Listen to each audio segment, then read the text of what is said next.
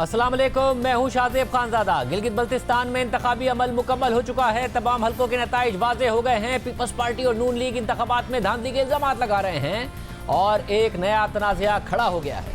दूसरी जानिब अपोजिशन इत्तेहाद फिर से सड़कों पर आ रहा है। 22 नवंबर यानी इतवार को पीडीएम का पेशावर में जलसा होने जा रहा है। इस हवाले से कुछ देर पहले पीडीएम का सरबराही इजलास हुआ, जिसमें अपोजिशन जमातों की जानिब से अहम फैसले किए गए हैं। इजलास के बाद पीडीएम के सरबराह मौलाना फजल रहमान ने मीडिया से बात की और गिलगित बल्तिस्तान के इंतखाबी नताइज को मुस्तरद किया। कोरोना के 22 जलसों पर हुकूमती पाबंदी को भी मुस्तरद किया। साथ ही हुकूमत मुखालिफ तहरीक की रफ्तार को तेज करने और हुकूमत से किसी भी किस्म के मुज़ाकरात न करने का ऐलान भी किया।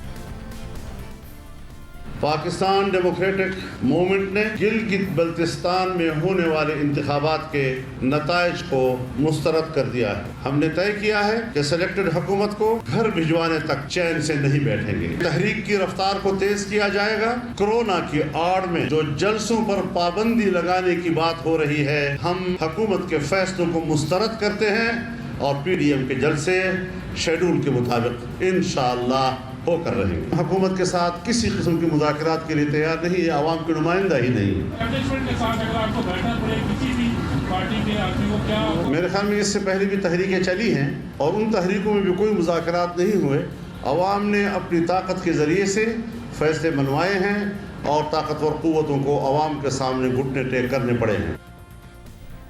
अपोजिशन डायलॉग की बात भी करती है, मुज़ाकरात के लिए तैयार भी नहीं है, ना हुकूमत के साथ ना इदारों के साथ, मगर साथ साथ इदारों के साथ खुफिया नहीं बल्कि खुलकर डायलॉग का इशारा भी देती है। इस इजलास से पहले chairman peoples party Bilawal Bhutto Zardari और नून लीग की नायब सदर मरियम नवाज का टेलीफोनिक राब्ता हुआ।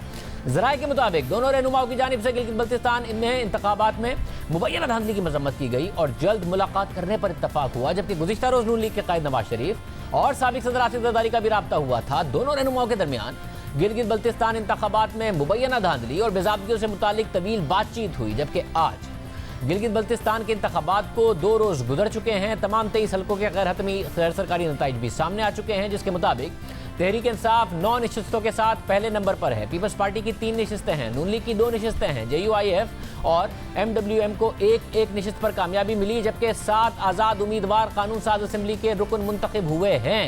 अपोजिशन डायलॉग की बात करती है, ना हुकूमत से और ना इस्टेब्लिशमेंट से डायलॉग करने के लिए तैयार है।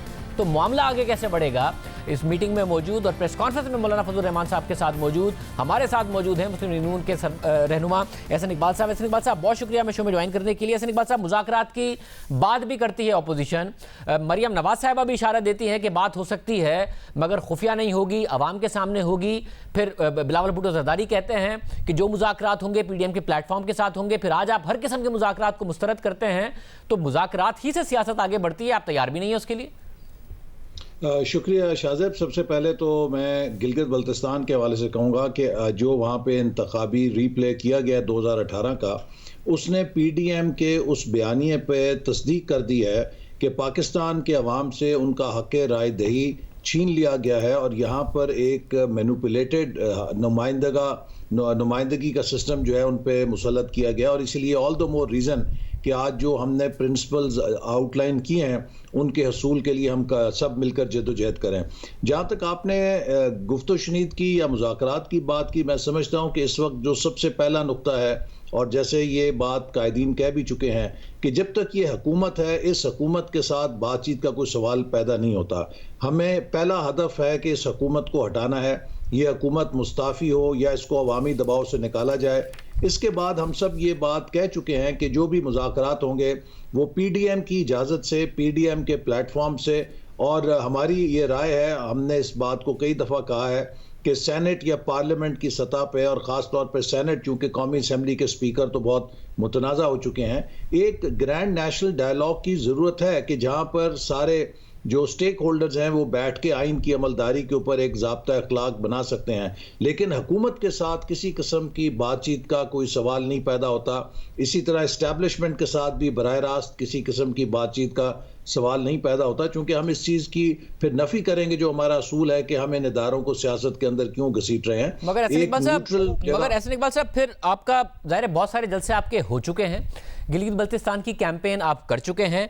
अब आपके आने वाले दिनों में पेशावर में जलसा है, मुल्तान में जलसा है, फिर 13 दिसंबर को लाहौर में जलसा है। ये जलसे ख़त्म हो जाएंगे हुकूमत पर क्या असर पड़ जाना है? आप जलसे कर लें, अवामी राय को मोबिलाइज कर लें और उसके आप आज मुज़ाकरात नहीं करना चाह रहे हैं, फिर आप फेस सेविंग के लिए आपसे कोई मुज़ाकरात नहीं कर रहा होगा, आपके पास है क्या ऑप्शन? अगर आप जलसे कर लेंगे, हुकूमत पे अभी तक क्या दबाव पड़ गया है? शाहजेब, जो सबसे बड़ा दबाव होता है जमहूरियत में वो अवाम का दबाव होता है। आपने देखा अभी पीरू के अंदर भी इसका मुजाहरा अवाम ने अपनी ताकत के साथ किया, और भी बहुत सारी जमहूरियतों के अंदर जब अवाम हुकूमत के पीछे से हट जाएं तो उस हुकूमत का इक़्तिदार में रहना नामुमकिन हो जाता है। हमने आज अपने इजलास में जो आखिरी हमारे जलसे हैं उनके बाद जो अगला मरहला है उसके लिए भी प्लानिंग की है, उसे अभी मीडिया के साथ शेयर नहीं किया, लेकिन हमें यकीन है कि जब हम फैसला कुन मार्च के साथ इस्लामाबाद में दाखिल होंगे तो ये हुकूमत उस अवामी समुंदर और दबाव का मुकाबला नहीं कर सकेगी। इस हुकूमत ने भी धरने या मार्च किया था 2014 में, शायद वो एक बहुत कोई छोटा सा एक्ट था। अब जब पूरे पाकिस्तान की मुत्तहिदा जमहूरी क़यादत और अपोजिशन मिलकर आएगी तो वो एक ऐसा समुंदर होगा, ये हुकूमत उसका मुकाबला नहीं कर सकेगी। मगर ऐसा इकबाल साहब, हमने देखा है धरनों में, चाहे वो ताहिरुल कादरी साहब के हों, चाहे वो इमरान खान साहब के हों, कि जब तक आप जलसों के जरिए हुकूमत पर प्रेशर डाले रखते हैं तब तक ऐसा लगता है कि काउंटडाउन हुकूमत का शुरू हुआ है, ऑपोजिशन नैरेटिव बना रही होती है। मगर जब आप एक लॉन्ग मार्च करके ले जाते हैं इस्लामाबाद में या धरना देने की सूरत हाल हो जाती है तो फिर काउंटडाउन ऑपोजिशन के लिए शुरू हो जाता है। उन लोगों को वहाँ संभालना, उसकी तादाद को, एक लंबी तादाद को मेंटेन रखना। मौलाना फजलुर रहमान के केस में भी ये हुआ। फिर काउंटडाउन हुकूमत की जगह ऑपोजिशन का शुरू हो जाता है कि भाई ये कितने दिन तक रहेगा, किस तरीके से इस धरने को मैनेज कर पाएंगे। हालिया तारीख हमें, चाहे मौलाना फजलुर रहमान, चाहे इमरान खान, चाहे ताहिरुल कादरी, ये बताती। जी, आज हमने जब डिस्कशन की तो ये सारे तजुर्बात अपने पेश नज़र रखे हैं और हम उन तमाम चीज़ों को मद्देनज़र रख के मुस्तकबिल की प्लानिंग कर रहे हैं। और मैं फिर ये बात दोहराना चाहूँगा कि आज इस बात का ऐलान मौलाना साहब ने भी किया और तमाम लीडरशिप ने इस कमिटमेंट को दोहराया कि हम उस वक्त तक अपनी तहरीक जारी रखेंगे जब तक ये हुकूमत रुखसत नहीं होती। क्यों? जहाँ एक तरफ मुल्क को कोविड-19 का सामना है, उससे ज़्यादा मुल्क कोविड-18 है जो 2018 के इलेक्शन में कौम के जिस्म में दाखिल की गई थी, जिसने मुल्क की मईशत को तबाह कर दिया है, मुल्क की सियासत को तबाह कर दिया है, मुल्क की खारजा पॉलिसी को तबाह कर दिया है। ये कश्मीर निकल गई है, ये लोगों की ज़िंदगी तबाह कर चुकी है, बिजली गैस के बिल, महंगाई बेकाबू है, बेरोज़गारी अरूज पे जा चुकी है। तो हमें इस कोविड-18 का भी तलाश करना है कोई हल, जो कि पाकिस्तान के जिस्म में एक इतना ख़तरनाक वायरस दाखिल हुआ है जो दिन ब दिन हमें तबाह कर रहा है। मगर ऐसे इकबाल साहब, कोविड-19 का आपने जिक्र किया, हुकूमत ने अपने जलसे और सारी सरगर्मियां ख़त्म कर दी हैं कि जी कोरोना बहुत तेज़ी से फैल रहा है, 7% का मस्बत रेट आ चुका है। प्रेस कॉन्फ्रेंस में मौलाना फजलुर रहमान ने कहा कि हुकूमत की ये बात हम मुस्तरद करते हैं कि हम अपने जलसे जुलूस ना करें, वो प्लान के मुताबिक होंगे। अब 7% का जो मस्बत रेट है वो एक रियलिटी है। 3% तक पाकिस्तान चला गया था, 2% तक बहुत तेज़ी से ये बढ़ा है। ऐसा नहीं है कि आहिस्ता आहिस्ता बढ़ा है, सर्दियाँ हैं, दुनिया भर में बढ़ रहा है। तो आप पाकिस्तानियों की जान को खतरे में डालेंगे आप, या आप मानेंगे हुकूमत की बात कि जी इतनी तेजी से फैल रहा है, हम नहीं करते अभी फिलहाल जलसे? देखिए, इसमें एक ये भी राय है कि हुकूमत इस चीज़ को पॉलिटिकली प्ले कर रही है। उन्होंने खुद अपने जलसे किए, अपने प्रोग्राम किए। अभी गिलगित बल्तिस्तान में इलेक्शन भी हुआ है जिसके अंदर बहुत ज़्यादा पब्लिक एक्टिविटी थी। ये सिर्फ खौफजदा हैं PDM के एहतजाज से। अब मैंने आपको कहा कि ये एक ट्रेड ऑफ है, जहाँ एक तरफ हमें इनफरादी ख़तरों का सामना है, वहाँ पे हमें एक इज्तमाही ख़तरे का भी सामना है। और मेरे नज़दीक और हमारी सारी क़यादत के नज़दीक कोविड-19 से वो कोविड-18 बहुत ज़्यादा मोहलिक है, जो पूरी कौम के जिस्म में दाखिल हो चुका है, जिसने मुआशी तबाही कर दी है, जिसने मुल्क की सियासत को तबाह कर दिया है। इस सियासी स्टेटमेंट से कतई नज़र, अगर आपके जलसे जुलूसों की वजह से लोगों में कोरोना फैलता है तो आप जिम्मेदारी लेंगे इस बात की? अगर लोगों में कोरोना फैलता है, उसका मस्बत रेशो, आप ठीक कह रहे हैं, हुकूमत ने खुद ने अनाउंस करती रही, आपसे भी कहती रही जलसे ना करें, मगर गिलगित बल्तिस्तान में भरपूर कैंपेन चलाती रही, वज़ीर आज़म ने भी सवात हाफिज़ाबाद में किए, मगर अब वो कह रहे हैं अब हम अपने नहीं करेंगे, आप भी ना करें। अगर वो फिर ताकत का इस्तेमाल करके आपको रोकेंगे तो फिर आमना सामना होगा।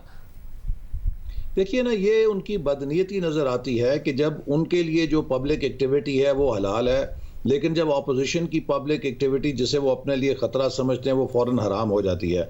और हमने इस बात को भी आज यकीनी बनाया है कि तमाम जो इज्तिमात हैं उनको ओपन प्लेसेस में किया जाएगा, स्पेसेस में, और ख़ास तौर पे जो लोग आएंगे उन्हें एजुकेट किया जाएगा कि जो SOPs हैं उनको फॉलो करें, मास्क को वो ज़रूर पहने, ताकि जो भी एहतियाती तदाबीर हैं वो पूरी उन पर अमल किया जाए।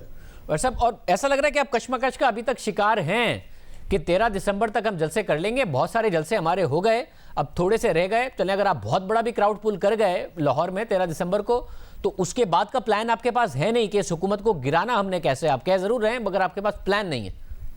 नहीं, ये दुरुस्त नहीं है। आज हमने बहुत तफसील से जो हमारा पोस्ट 13 दिसंबर प्लान है उसको स्ट्रेटेजाइज किया है। इसके अंदर मुल्क के मुख्तलिफ हिस्सों में जो हमारे प्रेशर टूल्स या टैक्टिक्स होंगे उनके ऊपर भी बातचीत की है, और एक हमने माजी के तमाम ऐसे तजुर्बों से उनकी रोशनी में प्लानिंग की है। जो ही ये हमारा मरला अगले मरले में दाखिल होगा उसकी लीडरशिप ऐलान करेगी। लेकिन मैं आपको ये बात दोबारा दोहराना चाहता हूँ कि सब इस बारे में पुरअज़म हैं और मुत्तफ़िक हैं कि ये तहरीक उस वक्त तक जारी रहेगी जब तक ये सिलेक्टेड हुकूमत घर नहीं जाती। हमने 2.5 साल का तजुर्बा किया है, इनको मौके दिए हैं, मुल्क के साथ इनका जो अमल है उसको मुताला किया है, उसका जायज़ा लिया है। ये मुसलसल मुल्क की मुआशी तबाही कर रहे हैं, मुल्क की खारजा पॉलिसी पे तबाही कर रहे हैं, और हमारा जो दिफा है, हमारी कौमी सलामती, जो नेशनल पावर है वो कमज़ोर हो रही है। क्योंकि जो नेशनल पावर है वो सिर्फ टैंकों तोपों से नहीं बनती, वो उसमें पॉलिटिकल स्ट्रक्चर भी होता है, उसकी स्टेबिलिटी कितनी है, मुल्क की इकॉनमी कैसी है, तब जाके डिफेंस बनता है। तो ये जो हमारे मुल्क की इस वक्त मजमूई कौमी ताकत है वो खोखली हो रही है। इसी वजह से कश्मीर हमारे हाथ से आसानी से भारत छीन कर ले गया है। तो इस हुकूमत को बर्दाश्त करना पाकिस्तान के मुस्तकबिल से खेलना है। ये नाअहल हैं, ये ना तजुर्बेकार थे। मगर आप बहरहाल एक बंद गली में हैं, हुकूमत से मुज़ाकरात करने नहीं है, हुकूमत भी आपसे मुज़ाकरात के लिए तैयार नहीं है। इदारों से पहले कहा जाता है कि जी हमसे राब्ते हुए हैं, हम करेंगे मगर खुफिया नहीं होंगे, मगर फिर इदारों के सरबराहों के नाम दोबारा ले देते हैं नवाज शरीफ साहब। तो इदारों के सरबराहों के पास या इदारों के पास भी आप गुंजाइश नहीं छोड़ रहे हैं जब आप कहते हैं हुकूमत के पीछे से हटें। आप खुद सबको भी बंद गली में डाल रहे हैं, खुद भी बंद गली में जा रहे हैं। नहीं, बंद गली नहीं है। देखिए, एक बात मैं दोबारा दोहराना चाहता हूं, पहले भी आपसे बात हुई थी, पाकिस्तान इस वक्त खुद एक बंद गली में लाके खड़ा कर दिया गया है। 2018 की जो एक बंदोबस्त लाया गया था, क्योंकि ये लोग अनाड़ी थे, ना तजुर्बेकार थे, मुल्क नहीं चला। इस वक्त पाकिस्तान बंद गली में है। हमने पाकिस्तान को इस बंद गली से निकालना है, और पाकिस्तान को जो पिछले 72-73 साल का निज़ाम चल रहा है उससे निकालना है, उसके मलबे से, उसके बोझ से निकालना है। क्योंकि हम ये देख रहे हैं कि पाकिस्तान में मुसलसल 5-10 साल के बाद एक दोबारा क्राइसिस पैदा हो जाता है, जिसकी बुनियादी वजह यह है कि यहां पर एक बंदोबस्ती निजाम चल रहा है। यहां पे आइन के मुताबिक हुकूमत को नहीं चलने दिया जा रहा, ना आइन के मुताबिक जमहूरियत को चलने दिया जा रहा है। हर इदारे को अपना काम करना है, पार्लियामेंट अलहदा काम करे, जुडिशरी अपना काम करे, फौज अपना काम करे, अदलिया अपना काम करे, जो प्राइवेट सेक्टर अपना काम करे, मीडिया अपना काम करे। एक पॉजिटिव सिनर्जी आइन के तहत जो स्कीम है उसको हम क्रिएट करें। क्यों नहीं कर सकते? बांग्लादेश कर रहा है, इंडिया कर रहा है, दूसरे। बहुत शुक्रिया। हसन इकबाल साहब हमारे साथ मौजूद थे। अब अपोजिशन बहुत सारे इल्ज़ाम भी लगा रही है, आगे की बात भी कर रही है, मुज़ाकरात भी करने को तैयार नहीं है। हमारे साथ सीनियर सहाफ़ी और तज़कियाकार सुहेल वड़ाई साहब मौजूद हैं, जिन्होंने गिलगित बल्तिस्तान के इंतखाबात को भी करीब से वहाँ जाकर देखा। इसके अलावा ज़ाहिर है मुल्क की सूरत हाल पर एक बहुत ही अहम तज्ज़िया उनका होता है, उनसे बात करते हैं। सुहेल वड़ाई साहब, बहुत शुक्रिया हमें शो में ज्वाइन करने के लिए। सुहेल वड़ाई साहब, आपने गिलगित बल्तिस्तान के इंतखाबात को बड़ा करीब से देखा। दो इल्ज़ाम हैं अपोजिशन के, एक प्री पोल रिगिंग का कि जी हमारे लोग तोड़े गए, ये सारे के सारे मामलात हुए, उसके अलावा कुछ रिगिंग हुई, और फिर दूसरा इलेक्शन डे रिगिंग की भी ये बात कर रहे हैं। आपने करीब से देखा, आपके ख्याल में यही एक्सपेक्टेड था, यही नतीजा आना था, या वाकईतन धांधली हुई है? मेरा ख्याल है कि यही नतीजा मुतवक्को था। एक तो हमेशा से ये रवायत है कि फेडरल गवर्नमेंट जिसकी हो, इस्लामाबाद में जो बैठा हो उसी की गवर्नमेंट बनती है। और दूसरा, प्री पोल अगर रिगिंग की बात मानी जाए तो वो तो दुरुस्त है, क्योंकि 5 लोग पीटीआई में गए, 4 तो डायरेक्ट के, 2-3 आज़ाद खड़े हो गए। तो जो इलेक्टेबल्स थे बिल्कुल उसी पैटर्न से जैसे 2018 का पैटर्न था वो गए। लेकिन इलेक्शन डे पे कोई, मेरा ख्याल है कि ऐसी सरी खिलाफ वर्जी नहीं देखने में आई जिसको हम रिगिंग कह सकें। लेकिन ओवरऑल डेफिनेटली जो प्री पोल जितने टैक्टिक्स थे वो आजमाए गए। पीपल्स पार्टी के उम्मीदवार नाअहल भी हुए, उनके लिए भी मुश्किलात खड़ी की गई। मुस्लिम लीग नून के लिए भी काफ़ी मुश्किलात जो हैं वो खड़ी की गई। इस हद तक तो दुरुस्त है। लेकिन हम अपनी जो पॉलिटिकल डिक्शनरी है उसमें जो सिर्फ पोलिंग डे की रिगिंग है उसी को कंसिडर करते हैं। प्री पोल तो अब इतनी आम हो चुकी है, जब तक कि इसके लिए कोई मुनासिब सद्देबाब नहीं किया जाता, इसका कोई कानूनी रुकावट नहीं है लोगों की पार्टियां बदलने पे और लोगों के गवर्नमेंट की तरफ जाने में। डॉक्टर साहब साथ में मुझे बताएगा कि अब भी ओपोजिशन ने आज इजलास किया, उसके बाद बात की मीडिया से, और मौलाना फजलुर रहमान ने कहा कि मुज़ाकरात किसी से नहीं होंगे, हुकूमत से भी नहीं होंगे, इदारों से भी नहीं होंगे, इस हुकूमत को पहले जाना पड़ेगा। इनके बहुत सारे जलसे हो गए हैं, अब कुछ मजीद मुल्तान, पेशावर, फिर लाहौर में एक जलसा है। आपको लगता है कि जलसों से कोई हुकूमत के जाने का दबाव क्रिएट कर सकते हैं, या आपको लग रहा है ओपोजिशन अब आहिस्ता आहिस्ता बंद गली में जा रही? मेरा ये ख्याल है कि जो अपोजिशन करना चाहती थी कि एक ये फ़ज़ा कायम करना चाहती थी कि भाई हमसे मुज़ाकरात किए जाएं या मुज़ाकरात की ज़रूरत है, एक स्टेटस को जो था उससे तो निकल आई है अपोजिशन, और अब इस्टेब्लिशमेंट ने भी ये कहना शुरू कर दिया कि वो मुज़ाकरात के लिए तैयार है। तो मेरा ख्याल है कि गवर्नमेंट को, इस अपोजिशन को अब मुज़ाकरात करने चाहिए। ठीक है, अपना जलसों के ज़रिए दबाव भी जारी रखें, लेकिन अगले इलेक्शन के लिए, अगले बंदोबस्त के लिए उन्हें जो शिकायत हैं उन्हें बातचीत के ज़रिए मसले को हल तक लेके जाना चाहिए। सब मगर इस ऐसे किसी भी मुज़ाकरात के लिए अगर ये इदारों से करते हैं तो आपको लगता है इदारे और हुकूमत एक पेज पर होंगे जब वज़ीर आज़म कहते हैं कि मैं किसी किस्म के मुज़ाकरात नहीं करूँगा? मेरा ख्याल है कि अदारों ने तो ये एक अंसार अब्बासी साहब की खबर मैंने देखी थी कि वो मुज़ाकरात के हक़ में है, और वैसे भी एक नेशनल एजेंडा मुज़ाकरात पे होना चाहिए। ठीक है, हुकूमत को हो सकता है शुरू में एतराज़ हो, लेकिन हुकूमत के भी फ़ायदे में है कि फ़र्ज़ करें अगर ये मुज़ाकरात होते हैं तो डेफ़िनेटली ये मुज़ाकरात भी होंगे कि ये हुकूमत कंटिन्यू करे और अगले इलेक्शन के लिए सारी बातचीत होगी। ज़ाहिर है, और अगर हुकूमत मुज़ाकरात नहीं करती तो फिर ज़ाहिर है ये मुज़ाकरात होंगे कि इस हुकूमत को रुख़सत कैसे किया जाए। और ये नज़र आ रहा है आपको कि अब तक की जो मूवमेंट हुई है उसके बाद के ये वाक़तन हुकूमत को चलता कर सकती है अपोजिशन, या इसका नतीजा ये नहीं निकलेगा, कमज़ोर हुकूमत को बेशक कर दें, फारिग नहीं कर सकेंगे? देखिए, जलसे जुलूस कभी भी हुकूमतों को फारग तो नहीं कर सकते ना। ये तो एक नैरेटिव बनाने की बात है। नैरेटिव तो उन्होंने बनाया है कि भाई एक और फोर्स भी मौजूद है, सिर्फ हुकूमत और सिर्फ अदारे ही मौजूद नहीं है, एक अपोजिशन भी मौजूद है और उनसे मुज़ाकरात की ज़रूरत है। और वो हमने देखा कि बिलावल भुट्टो ज़रदारी साहब ने जब कराची का मामला उठाया तो चीफ़ को उनकी बात सुननी पड़ी और उस पर इंक्वायरी करनी पड़ी। इसी तरह कैप्टन सफदर का जो वाक़या है उसकी इंक्वायरी हुई। तो बुनियादी बात यह है कि उन्होंने अपनी मौजूदगी का एहसास दिलाया है, लेकिन इससे आगे क्या हो, इसके आगे ज़ाहिर है मुज़ाकरात ही हो सकते हैं या फिर वायलेंस का रास्ता है। अपोजिशन अभी इस काबिल भी नहीं है कि वो वायलेंस या बराह रास्त एजुटेशन का रास्ता अपनाए। वो एक दबाव पैदा कर सकते थे, दबाव पैदा करने में वो कामयाब हुए और उस दबाव के नतीजे में कराची के इंसिडेंट की इंक्वायरी भी हुई और मुज़ाकरात के लिए एस्टेब्लिशमेंट की तरफ से हाँ भी आई।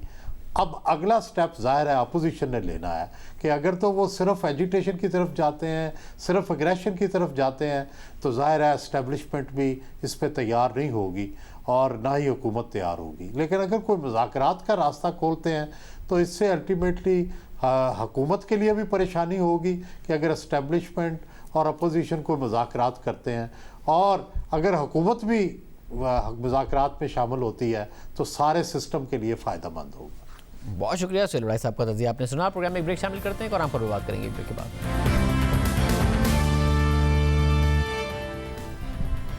कोरोना वायरस दुनिया भर में मुसलसल फैल रहा है। दुनिया में अब तक 5,54,00,000 से ज्यादा अफराद कोरोना का शिकार हो चुके हैं और 13,34,000 से ज्यादा अमवात हो चुकी हैं। कोरोना एक बार फिर दुनिया के कई मुमालिक और खित्तों में फैल रहा है। उन मुमालिक में भी जो पहली लहर से ज़्यादा मुतासिर नहीं हुए थे या जिन्होंने उस पर काबू पाने में वाज़ेह कामयाबी हासिल कर ली थी, पाकिस्तान में भी कोरोना की दूसरी लहर के दौरान मस्बत केसेस में मुसलसल इजाफा देखा जा रहा है। मुल्क में मस्बत केसेस की शरह 7% तक पहुंच गई है। गुज़िश्ता 24 घंटों में मुल्क में 2050 नए केसेस रिपोर्ट हुए जबकि 33 अमवात हुई। मगर जहां कोरोना के केसेस में इजाफा देखने में आ रहा है, वहीं कोरोना की वैक्सीन के हवाले से मुसलसल मस्बत खबरें सामने आ रही हैं। गुज़िश्ता हफ्ते फाइजर और बायोनटेक ने दावा किया था कि उनकी निगरानी में बनने वाली वैक्सीन लेट स्टेज ट्रायल में 90% से ज़्यादा मौसर साबित हुई है। ये एक बहुत बड़ा दावा था, मगर अब एक और अमरीकी कंपनी मॉडर्ना ने दावा किया है कि 95 तस्दीक शुदा केसेस पर ट्रायल करने से पता चला है कि उसकी वैक्सीन 94% से ज़्यादा मौसर है, जबकि कोरोना के संगीन केसेस पर भी ये मौसर साबित हुई है और कोई बड़ा साइड इफेक्ट या सेफ्टी कंसर्न अब तक के इस्तेमाल में सामने नहीं आया है। सिर्फ यही नहीं, फाइजर की वैक्सीन की मुंतकली के लिए बहुत ही ठंडे माहौल में रखने की तजवीज़ मौजूद थी। -70 सेल्सियस का अंदाज़ा लगाया गया, जबकि मॉडर्ना ने दावा किया है कि उसकी वैक्सीन को 30 दिन तक 2 से लेकर 8 सेल्सियस तक स्टोर किया जा सकता है, जबकि शिपमेंट के लिए और लॉन्ग टर्म स्टोरेज के लिए उसे 6 माह तक -20 सेल्सियस में रखा जा सकता है। यानी एक आम वैक्सीन के लिए जो दर्जा हरारत दरकार होता है, वही दर्जा हरारत मॉडर्ना की जानिब से बनाई गई कोरोना वैक्सीन के लिए दरकार होगा। साथ ही कंपनी ने यह वादे भी किया है कि वो आने वाले हफ्तों में इस वैक्सीन की इमरजेंसी बुनियादों पर इस्तेमाल के लिए अमरीकी फूड एंड ड्रग्स एडमिनिस्ट्रेशन में अप्लाई भी करेगी। अहम बात यह है कि वैक्सीन बनाने के लिए मॉडर्ना ने भी वही टेक्नोलॉजी इस्तेमाल की है जो इससे पहले फाइजर और बायोनटेक ने की थी, लेकिन वैक्सीन की स्टोरेज के लिए मॉडर्ना ने बेहतर हल निकाला है, जिसका मतलब यह है कि आने वाले दिनों में वैक्सीन मार्केट में दस्तयाब हो सकती है। लेकिन उससे पहले इन वैक्सीन को चंद मराहिल से गुजरना है, देखना है कि ये कितनी देर बाद साबित होती है। पाकिस्तान में आलमी वबा कोरोना वायरस से बचाव की वैक्सीन के लिए एडवांस बुकिंग का फैसला किया गया है। जियो न्यूज़ के प्रोग्राम जियो पाकिस्तान में गुफ्तगू करते हुए पार्लिमानी सेक्रेटरी बराए सेहत नौशीन हामिद ने कहा कि वज़ीर आज़म इमरान खान ने दवा की एडवांस बुकिंग कराने की मंजूरी दे दी है, जिसके बाद हुकूमती सतह पर पाकिस्तान ने 2 बड़ी फार्मास्यूटिकल कंपनियों से राब्ता भी कर लिया है। पाकिस्तान बहुत जल्द वैक्सीन की एडवांस बुकिंग के लिए पैसे अदा कर देगा। दूसरी जानिब कोरोना वायरस से सबसे ज़्यादा अमवात और मुतासरीन अमरीका में है। गुज़िश्ता 24 घंटों में 1,62,000 से ज़ायद मस्बत केसेस रिपोर्ट हुए, 740 अमवात हुई। इसी के साथ यूरोप भी कोरोना की दूसरी लहर की लपेट में आ चुका है। यूरोपीय ममालिक में स्पेन, फ्रांस, इटली और बरतानिया में अब तक 10 लाख से ज़ायद केसेस रिपोर्ट हो चुके हैं और 24 घंटों में गुज़िश्ता 24 घंटों में 21,363 नए केसेस बरतानिया में रिपोर्ट हुए। फ्रांस में गुज़िश्ता 24 घंटों में 9,406 केसेस रिपोर्ट हुए, 506 अमवात हुई। इटली में 27,954 केसेस और 504 अमवात हुई। स्पेन में 12,758 केसेस और 162 अमवात हुई। रूस में 22,778 केसेस जबकि 303 अमवात हुई और जर्मनी में तशवीशनाक इजाफा हुआ है। गुज़िश्ता 24 घंटे में 24,582 नए केसेस जबकि 199 हलाकतें हुई हैं। दूसरी लहर शिद्दत से फैल रही है। ज़्यादा खदशात इज़हार किया जा रहा है कि पहली लहर से भी ज़्यादा खतरनाक हो सकती है। पाकिस्तान में फैसले किए गए हैं। हमारे साथ NCOC के सरबराह और वफाकी वज़ीर असद उमर साहब मौजूद हैं। असद उमर साहब, बहुत शुक्रिया हमें शो में ज्वाइन करने के लिए। असद उमर साहब, क्या जो इस वक्त आप ट्रेंड देख रहे हैं, पहली लहर का भी आपने ट्रेंड देखा, उसको कम होते भी देखा, अब आपको लग रहा है कि जिस तरह मई में बहुत बुलंद सतह पर पाकिस्तान के मस्बत केसेस चले गए थे, अस्पताल में जो मामला हुआ, हम खुदा ना खास्ता उसी तरफ जा रहे हैं? जी बिल्कुल। ये शाज़ेब देखें, ये हमने आज नहीं कहा, जिस वक्त 5 या 6% हो गया था। 12 अक्टूबर को NCC की मीटिंग हुई थी और जाहिर है उससे पहले NCOC में उससे 2-3 दिन पहले हमारी मुशावरत होकर ये फैसला हो चुका था कि ये हमने रिकमेंडेशन रखनी है NCC की मीटिंग की, जहां पे हमने कहा था कि ये बाहर की जो पाबंदियां हैं इनके ऊपर एक्टिविटी सरगर्मियां जो इसके ऊपर भी एक्टिविटी पे पाबंदी लगाई जाए। उस वक्त तकरीबन 2% से भी कम था हमारा पॉजिटिविटी रेशो, लेकिन हमें नजर आ रहा था कि ये जो बदएहतियाती हो रही है इसका नतीजा क्या निकलेगा, और नतीजा ये निकला। अच्छा, फिर 3 नवंबर को दोबारा वही सिफारिशात रखी गई, फिर पॉलिटिकल कंसेंसस ना हो चुका। तो हुआ क्या है, इस जो हमने पहली दफा जो सिफारिश की और आज जो 5 हफ्ते भी नहीं पूरे गुजरे हैं, उसके अंदर 4 गुना इजाफा हुआ है पाकिस्तान के अंदर केसेस के अंदर। अस्पताल में जो मरीज मौजूद हैं, जो क्रिटिकल केयर के मरीज हैं, जिन जो ऑक्सीजन के ऊपर है, वेंटिलेशन के ऊपर है, उनमें तकरीबन 2.5 से 3 गुना का इजाफा हो गया है। और पॉजिटिविटी केसेस पहले बढ़ते हैं और उसके बाद जो है अस्पताल में लोगों का इजाफा होना शुरू होता है। तो अभी से हमें यह पता है कि इसमें मजीद तेजी से इजाफा होगा। जो अभी ट्रेंड है उसको अगर हम काबू में नहीं ला सके, और ये बड़ा मुश्किल है क्योंकि अपना लेट स्टेज के ऊपर आ गया है, तो आज से 3 हफ्ते के बाद हो सकता है कि आपके अस्पतालों में वही हालात हो जो आपने जून के महीने में जब ये पीक पे थी वबा पाकिस्तान में जो देखे थे। अच्छा, साथ में लोगों के जहन में ये सवाल है कि अगर दुनिया में वैक्सीन बनती है तो जाहिर एक तो मुख्तसर तादाद में पहले बनेगी, फिर मगरबी ममालिक में दौड़ होगी कि कौन पहले हासिल करने में कामयाब होता है। पाकिस्तान में कब तक वैक्सीन दस्तयाब हो सकती है? देखिए, इसके अंदर 2 चीजें, एक तो जो आपने पूछा था बाकी दुनिया में के अंदर भी क्या हुआ, वो भी मैं आपको बता दूं कि यूरोपियन ममालिक के अंदर अगर आप देखें तो जो सेकंड वेव, जो दूसरी लहर आई हुई है आजकल, उसमें जो रोजाना केसेस हो रहे हैं वो पहली लहर से 2 गुना से भी ज्यादा हैं। तो ये सिर्फ ये नहीं कि जितना हम पहले खराबी देख चुके हैं उतनी खुदा न खास्ता हो जाए, उससे ज्यादा हालात खराब भी हो सकते हैं। अब उन्हीं ममालिक के अंदर अगर आप देखें कि इसके बावजूद कि ये वैक्सीन की अनाउंसमेंट हो चुकी है, इस वक्त जो है इंग्लैंड ने 1 महीने का लॉकडाउन अनाउंस किया हुआ है, फ्रांस के अंदर लॉकडाउन हैं, स्पेन में, इटली में और जर्मनी में भी एक महदूद हद तक लॉकडाउन अनाउंस हुए हैं। यानी वो ममालिक जो अमीर तरीन ममालिक हैं जिनके पास ये कैपेसिटी होगी, आबादी भी उनकी पाकिस्तान से बहुत कम है और उनके पास वसाइल ज्यादा हैं और वो वैक्सीन खरीद सकेंगे, वो भी ये समझते हैं कि जब तक ये वैक्सीन एक बड़ी तादाद में दस्तयाब हो, फिर वो तमाम जो हमारी आबादी है उसको लग सके, उसमें अभी बहुत टाइम बाकी है। अगर आपने फाइजर की अनाउंसमेंट सुनी हो तो उन्होंने सिर्फ ये कहा था कि 50 मिलियन यानी 5 करोड़ जो है वो वैक्सीन इस साल जो है वो अवेलेबल होंगे और याद रखिए कि इसकी 2 डोज लगनी है, तो यानी कि वो सिर्फ 25 मिलियन लोगों को यानी 2.5 करोड़ लोगों के लिए अवेलेबल होगा।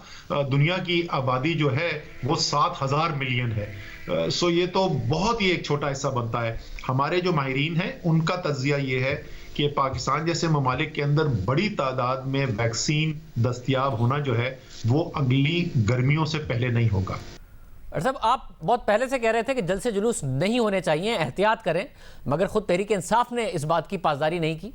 वज़ीर आज़म ने खुद ने सवात में जलसा किया, फिर हाफिज़ाबाद में जलसा किया, जहाँ पीपल्स पार्टी और नून लीग जलसे कर रहे थे, गिलगित बल्तिस्तान में भी कैंपेन चला रहे थे, तहरीक इंसाफ ने भी किया। फिर काबीना में फैसला हुआ कि अब तहरीक इंसाफ जलसे जुलूस नहीं करेगी, मगर उसके बावजूद आखिर तक गिलगित बल्तिस्तान में तहरीक इंसाफ ने भी कैंपेन की, नून लीग और पीपल्स पार्टी ने भी की। अब अपोजिशन कह रही है, जब फैसला किया गया है कि आप लोग अपने जलसे नहीं करेंगे, कि जी हम तो करेंगे, तो किस तरह मैनेज करेंगे?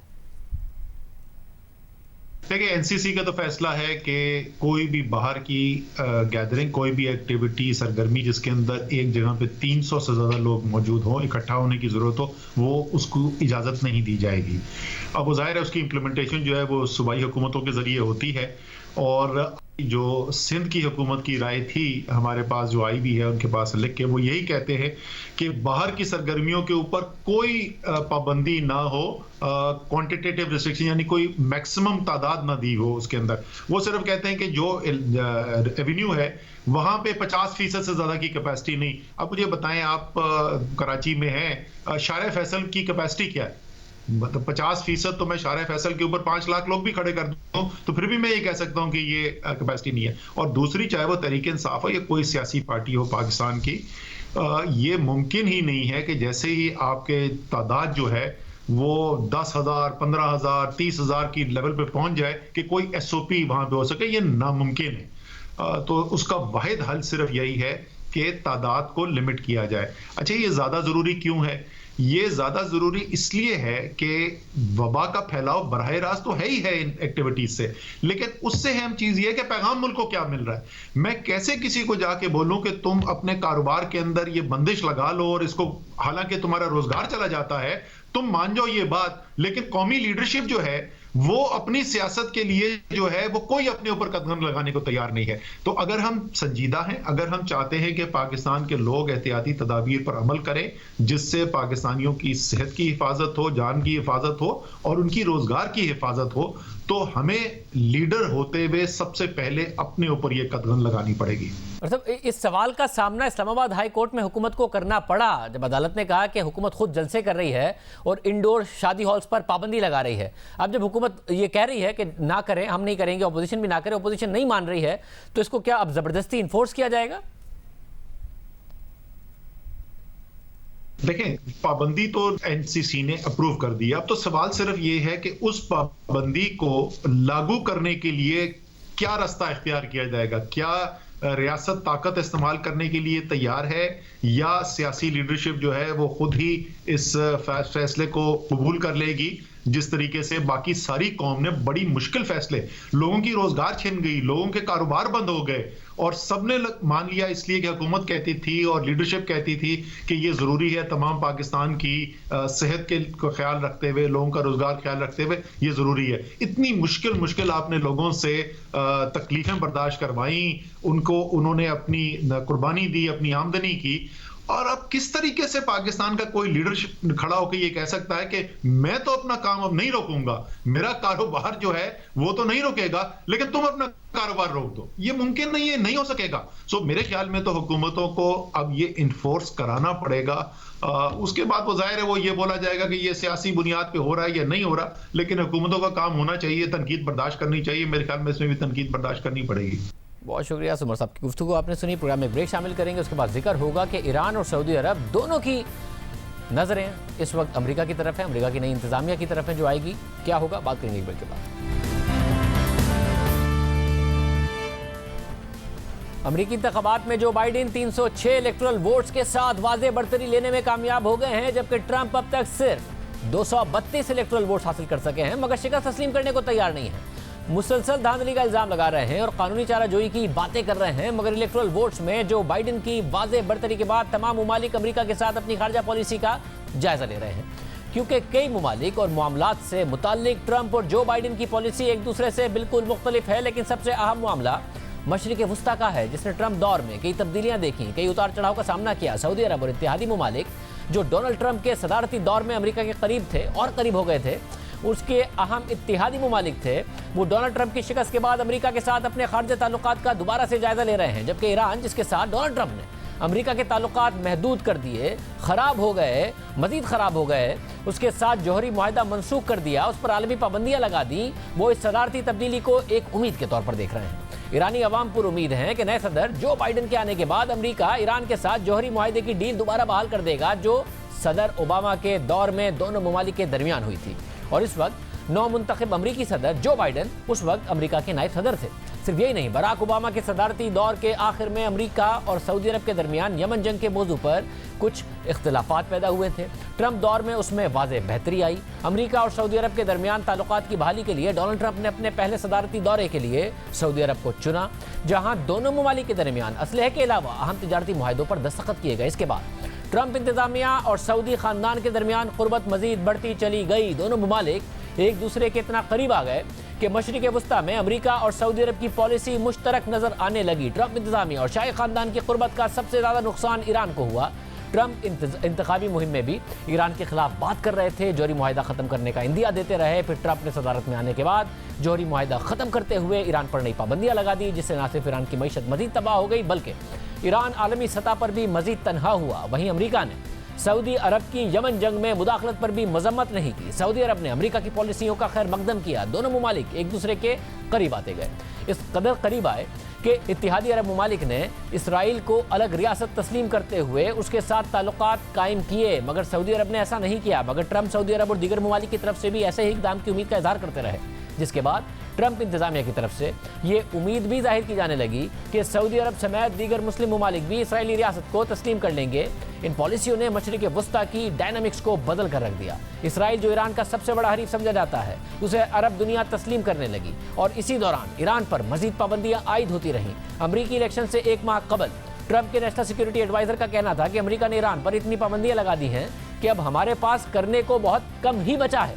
ट्रंप दौर में जहां सऊदी अरब मशरिक वुस्ता में एक की प्लेयर के तौर पर देखा गया, तो वहीं सऊदी अरब की तरफ से इंसानी हुकूक की खिलाफवर्जियों पर भी अमेरिका खामोश रहा। 2 साल पहले तुर्की में सऊदी सिफारत खाने में अरब सहाफ़ी जमाल खशोगी को जालिमाना तरीके से कत्ल किया गया, जिसकी पूरी दुनिया की जानिब से मजम्मत की गई। फिर यह भी साबित हो गया कि सऊदी हुकूमती अहलकार इस कत्ल के पीछे थे और इसमें सऊदी वली अहद मोहम्मद बिन सलमान का नाम भी लिया जाता रहा।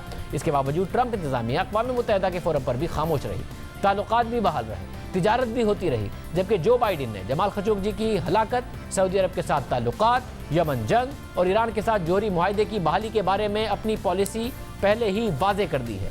डेमोक्रेटिक सदर जो बाइडेन अपने इलेक्शन मंशूर में वाज़े कर चुके हैं कि वो जमाल खशोगी की मौत पर सोगवार हैं और जमाल खशोगी के अहलखाना इंसाफ के हकदार हैं, जिसके लिए उनकी इंतजामिया सऊदी अरब के साथ अमेरिका के ताल्लुकात का सरेनो जायजा लेगी। जो बाइडेन के मुताबिक अमेरिका इत्तेहादी ममालिक के साथ ताल्लुकात में इंसानी हुकूक और जमहूरी इक़दार की बालादस्ती की कमिटमेंट पर कभी समझौता नहीं करेगा। अब पूरी दुनिया की नज़रें व्हाइट हाउस पर हैं, जिसमें अगले 4 साल तक जो बाइडेन बैठने वाले हैं, मगर इलेक्शन के वादों और फिर अमली तौर पर हुकूमती पॉलिसीज़ में फ़र्क होता है। क्या कोई तब्दीली मुतवक्को है? खासतौर पर मशरिक वुस्ता में क्या तब्दीलियाँ आ सकती हैं? इस हवाले से बात करेंगे। मशरिक वुस्ता के उमूर के माहिर कामरान बुखारी साहब हमारे साथ मौजूद हैं। बुखारी साहब, बहुत शुक्रिया। बुखारी साहब, आपको लगता है सऊदी अरब के हवाले से कोई पॉलिसी बदलेगी? इलेक्शन के वादे अलग थे, अमली तौर पर कुछ और होगा? देखिए, 2 बातें हैं इसमें। एक तो ये है कि सियासतदान जो हैं, जब वो इलेक्शन लड़ रहे होते हैं, वो बहुत सारी बातें करते हैं वोट मैक्सिमाइज करने के लिए। वो ज़रूरी नहीं कि वो सारी की सारी जूं की तूं जो हैं वो पॉलिसी डिलीवरेबल्स की शक्ल इख्तियार करें। तो जहां तक सऊदी अरब का ताल्लुक है, जाहिर है उन्होंने जो है उस वक्त ये वादा किया था, उस वक्त मकसद ये था कि भाई डोनाल्ड ट्रंप जो है वो गलत पॉलिसी अपना रहे हैं और हम बेहतर पॉलिसी अपनाएंगे। अब ये है कि एक हकीकत है, सऊदी अरब और उनके जो शहजादे हैं मोहम्मद बिन सलमान, उनसे डील करना एक हकीकत है। कैसे डील करेंगे वो जो है वो अभी देखना बाकी है, लेकिन जिस जोशो खरोश के साथ उन्होंने जमाल खशोगी को इंसाफ दिलाने की बात की थी, मैं नहीं समझता कि वो पॉलिसी की सूरत इख्तियार करेगा। और दूसरी बात इसमें यह है कि सऊदी अरब जो है उसके साथ अमेरिका के देरीना ताल्लुकात हैं, तो दूर के आने जाने से उनके ऊपर फर्क नहीं पड़ता। हाँ, ये बात जरूर है कि जो सदर मुंतखब जो बाइडन हैं उनको बहुत प्रेशर होगा अपनी जमात की लेफ्ट विंग की तरफ से कि भाई आप जो है वो ह्यूमन राइट्स को अपहोल्ड करें और सऊदी अरेबिया को जो है वो आप होल्ड अकाउंटेबल करें। साथ ही ईरान के साथ जौहरी मुआहदा किया बराक ओबामा ने, सदर ओबामा ने, उनके नायब सदर थे जो बाइडेन। ट्रंप ने इलेक्शन मुहिम में भी कहा था, बाद में भी वही किया, वो मुआहदा खत्म कर दिया। आपको लगता है ईरान के लिए कोई उम्मीद पैदा होती है या हालात बिल्कुल बदल गए हैं? पहली बात तो ये है कि ये देखना जरूरी है कि आया सदर डोनाल्ड ट्रंप ने किया क्या था। हाँ, जहां तक स्टाइल का ताल्लुक है, जहां तक जो है वो अपना जो एटमॉस्फेरिक्स हैं उसमें तो जाहिर है झुकाव ऐसा लगता था कि जो है वो सऊदी अरब की तरफ है और ईरान से हट के है, क्योंकि उन्होंने वो उसके बरखिलाफ जाना था जो कि सदर ओबामा ने किया था। ये उनकी पॉलिटिकल नीड थी। लेकिन जियोपॉलिटिक्स इस तरह नहीं चलती। जियोपॉलिटिक्स में अगर आप जरा बारीकी से देखें, सदर डोनाल्ड ट्रंप भी कह रहे थे कि भाई हम मुज़ाकरात करेंगे ईरान के साथ, बहुत सारी बातचीत हुई और वो जो है पाया तक मील तक नहीं पहुंची, लेकिन उनका भी मकसद बातचीत करना था। हाँ, अब सवाल ये उठता है कि सदर जो बाइडेन जो हैं वो जब हल्फ उठाएंगे उसके बाद ईरान के साथ वो कैसे पेश आएंगे। देखें, वो जो पुरानी न्यूक्लियर डील थी JCPOA के नाम से, उस पे जाना तो बहुत जो है ना मुश्किल है, क्योंकि हालात तब्दील हो चुके हैं। ये डोनाल्ड ट्रंप ने जो कुछ किया है उसकी वजह से नहीं है, कुदरती तौर पे जो है अब हम वहां नहीं हैं जहां पर न्यूक्लियर डील हुई थी। अब एक नया हालात हैं, बीच में बहुत सारे जो है ना वाकयात रूनुमा हुए हैं, ईरानियंस की पोजीशन बदल गई है, अमेरिका की पोजीशन बदल गई है, तो दोबारा से रीनेगोशिएट करना पड़ेगा। तो मैं समझता हूं कि अगर इस लिहाज से देखा जाए तो जो बाइडेन भी दोबारा से रीनेगोशिएट करेंगे। हाँ, उनको ये होगा कि भाई जो है जितने हम दोबारा से वापस ईरान न्यूक्लियर डील की जानिब जा सकते हैं उस हद तक जाएं, लेकिन उनको भी मालूम है कि वो जूं का तूं जो है स्टेटस को एंटी पे जाना बहुत मुश्किल है। वैसे इसराइल के लिए ट्रंप दौर ज़ाहिर है बहुत ज़्यादा मस्बत रहा, अरब मुमालिक ने ताल्लुकात बहाल करना शुरू किए। आपको लगता है बाइडेन के आने से कोई तब्दीली आएगी या ये सिलसिला मजीद जारी ही रहेगा? नहीं, इसमें तो कोई रिवर्सल नहीं होगा, क्योंकि देखें ये तो जियोपॉलिटिक्स है, इसका ना ताल्लुक ट्रंप के साथ है और ना ही बाइडेन के साथ है। इसका किसी वो फर्द वाहिद या पर्सनैलिटी से कोई ताल्लुक नहीं, ना ही किसी पार्टी से कोई ताल्लुक है। ये तो एक खित्ते की जियोपॉलिटिक्स है जो कि UAE और जो अरब मुमालिक हैं वो अपने आप को बेसिकली सैंडविच पाते हैं। ईरान एक जानिब है, तुर्की दूसरी जानिब है और खित्ते के हालात भी बहुत ही नाजुक हैं। तो उसमें जो है वो अमेरिका की उनको मुआवनत ज़रूर थी, लेकिन ऐसा नहीं है कि अगर अमेरिका की मुआवनत ना होती तो ये खुद ना कर रहे होते। तो मैं समझता हूं कि सदर जो बाइडेन की इंतजामिया इससे पीछे नहीं हटेगी, इसको बेहतर बनाने की कोशिश करेगी, इस पर बिल्ड करने की कोशिश करेगी। हाँ, उनके ऊपर दबाव जरूर होगा, क्योंकि उनका वोट बैंक जहां से आता है वहां पे जो है वो फलस्तीनियों के लिए बहुत बड़ा नरम गोशा पाया जाता है। तो उस वजह से मैं समझता हूं कि उनको फलस्तीनियों को भी बीच में पिक्चर में लाना में पड़ेगा, लेकिन वहां पर और मसाइल दरपेश होंगे, क्योंकि फलस्तीनी आपस में जो है मुतनाज़ा सूरत हाल का शिकार हैं। और फिर इसराइल और फलस्तीनी तनाज़ा जो है अगर उसने अनकरीब हल होना होता तो कई साल पहले हो चुका होता, कई दिहाइयां पहले। ये बहुत ही पेचीदा मसला है। बहुत शुक्रिया, गुफ्तगू आपने सुनी। एक और आप खबर, इस पर बात करेंगे एक ब्रेक के बाद।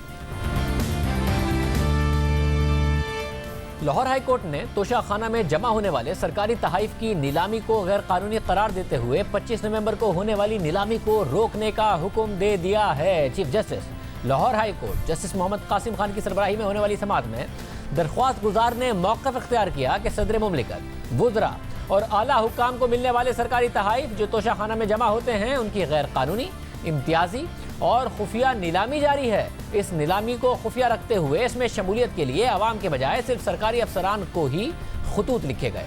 समाअत के दौरान डिप्टी अटॉर्नी जनरल ने मौका अख्तियार किया कि नीलामी की कार्रवाई रूल्स के तहत अमल में लाई जा रही है। इस पर जस्टिस मोहम्मद कासिम खान ने रिमार्क दिए कि ये तो वही मिसाल बन गई कि अंधा बांटे रेवड़ियां, वो भी अपनों में। जस्टिस कासिम खान ने पूछा कि नीलामी के लिए इश्तिहार दिया गया या नहीं, या सिर्फ अफसरान को खतूत लिखे गए हैं। जस्टिस कासिम खान ने मजीद रिमार्क दिए कि ये गिफ्ट सिर्फ ब्यूरोक्रेट्स को दिए जा रहे हैं, क्या बाकी यहाँ कीड़े मकोड़े रहते हैं। Chief justice Lahore high court ने नीलामी के तरीक़ाकार को आइन की दफ़ा 25 की खिलाफ वर्जी करार देते हुए अटॉर्नी जनरल से 9 दिसंबर तक जवाब तलब कर लिया है। साथ ही अदालत ने 25 नवंबर को होने वाली नीलामी रोकने का हुक्म भी दे दिया है। हुकूमत ने 26 अक्टूबर को तोशाखाना की मुख्तलिफ अशिया की नीलामी का ऐलान किया और ये कहा गया कि इस नीलामी में सिर्फ वफाकी सरकारी अफसरान और मुसल्ह अफवाज के अफसरान ही हिस्सा ले सकते हैं। ये ऑक्शन 25 नवंबर को होना था, मगर लाहौर हाई कोर्ट ने इस ऑक्शन को रोकने का हुक्म दे दिया है और हुकूमत से जवाब तलब कर लिया है। इजाज़त दीजिए, अल्लाह हाफ़िज़।